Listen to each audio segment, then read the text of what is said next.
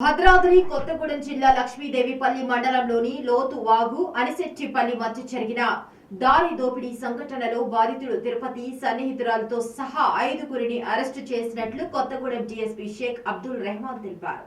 సాంకేతికంగా విచారణ జరిపి టాస్క్ ఫోర్స్ టీం కేసును ఛేదించారన్నారు.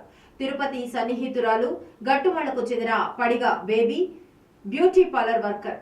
పథకం ప్రకారం తన వద్దకు వచ్చిన తిరుపతితో కలిసి కారులో వెళ్తూ తనకు సన్నిహితుడైన సోడే పోగు నాగేందర్ కు తమను అనుసరించమని బేబీ చెప్పింది. అతని మరో 4గురిని తీసుకుని కారులో వెళ్తున్న తిరుపతి అడ్డగించి కొట్టి అతని వద్ద ఉన్న 11 తులాల బంగారు చైర్, ఉంగరం, 15,000 రూపాయల నగదు ఎత్తుకెళ్లారు. ఈ సంఘటనలో బేబీ నాగేందర్, ఇర్ఫాన్, భూపతి అరవింద్, దుర్గా ప్రసాద్ ను అరెస్ట్ చేశారు. 1వ తారీఖు జూలై నెల రాత్రి సుమారు 7:30-8 గంటల సమయంలో ఈ అనిశెట్టిపల్లి పీత్రిగుట్టల దగ్గర ఒక దారి దోపిడీ జరిగింది.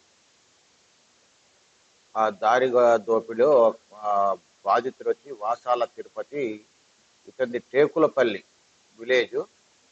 ఇతను కొత్తగూడెం తిరుగు వెళ్ళి షుగర్ ట్యాబ్లెట్ తీసుకుని వస్తుంటే అతని మీద కారం జల్లి, కళ్ళలో కారం జల్లి అతన్ని కొట్టి అతని దగ్గర నుంచి